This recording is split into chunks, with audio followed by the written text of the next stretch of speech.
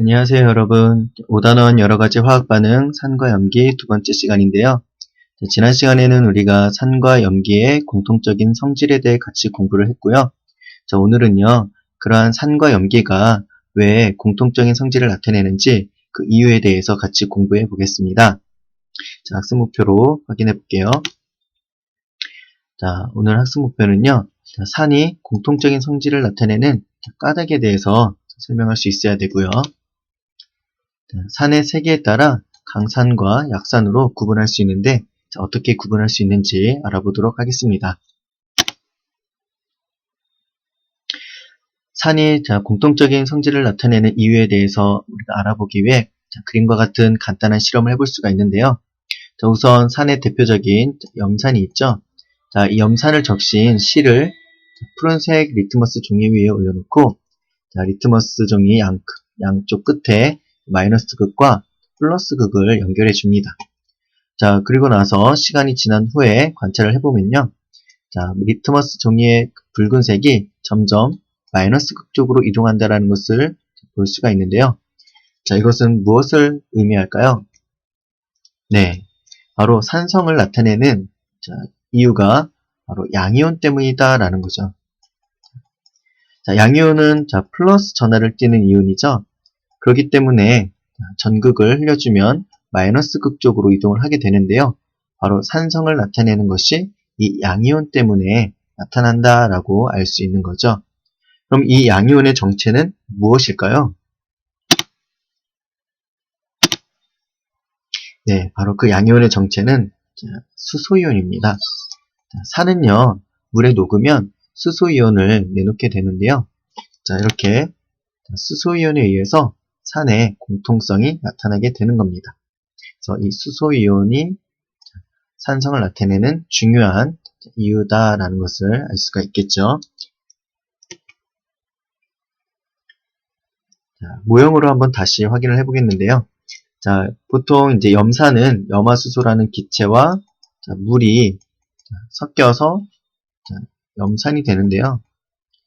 염화수소를 물에 녹이게 되면은 바로 수소이온과 염화이온으로 나뉘어지게 되는 걸 볼 수가 있어요. 이렇게 수소이온과 염화이온처럼 양이온과 음이온이 나뉘어지는 이러한 현상을 이온화라고 합니다. 이것도 중요한 개념인데요. 이온화라는 뜻을 잘 알아두세요. 이온화는 양이온과 음이온이 나뉘어지는 현상이다. 그래서 염화수소가 물에 녹으면 이렇게 수소이온과 염화이온으로 나뉘어지는 것을 볼 수가 있고요.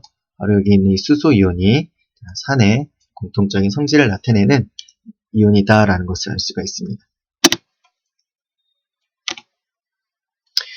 산의 종류에 따라서 수용액에서 내놓는 수소의 이온의 개수가 다른데요. 먼저 염산은 수소이온 1개를 가지고 있죠.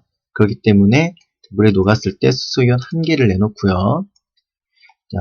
또 다른 산의 종류로 황산이 있는데 황산은 수소이온을 2개를 가지고 있어요. 화학식에 보면 수소가 2개다라는 걸 알 수 있죠. 그래서 이것이 물에 녹으면 수소이온 2개를 내놓는다라는 걸 알 수 있습니다.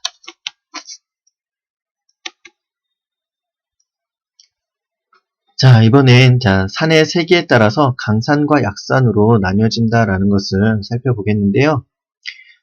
이 강산과 약산은 어떻게 우리가 구분할 수 있냐면요.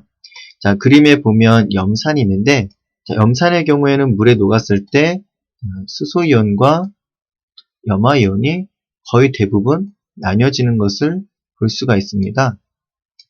그림에 보면 수소이온과 염화이온이 물에 녹았을 때 대부분 나뉘어지는 것을 볼 수가 있죠. 이렇게 염산처럼 물속에서 거의 대부분 수소이온과 염화이온으로 나뉘어지는 것을 강산이라고 합니다. 즉 다시 말하면 수소이온을 잘 내놓는 산이 강산이다라는 거죠. 반면에 아세트산이라는 또 하나의 산이 있는데요. 아세트산은 물에 녹으면 그 수소이온과 또 아세트산 이온이 잘 분리가 되지 않아요. 그래서 그림에 있는 것처럼 아주 일부만 수소이온과 아세트산 이온으로 나뉘어지는 것을 볼 수가 있는데, 자, 이렇게 아세트산처럼 일부만 수소이온을 내놓는 것을 약산이라고 합니다.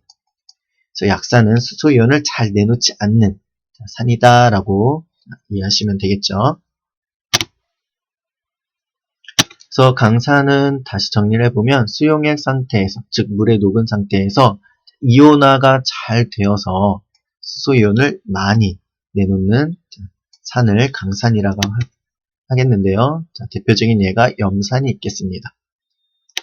다음 약산은 수용액 상태에서 이온화가 잘 안 되어 수소이온을 적게 내놓는 산이죠.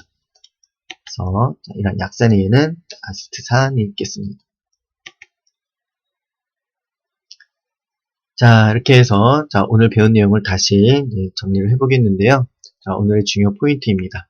자, 오늘은 우리가 산이 공통적인 성질을 나타내는 이유에 대해서 알아봤는데, 바로 그 이유가 산은 물에 녹으면 이와 같이 수소이온이라는 양이온을 내놓음으로써 이 수소이온에 의해 산의 공통성이 나타난다라는 것을 알아보았습니다.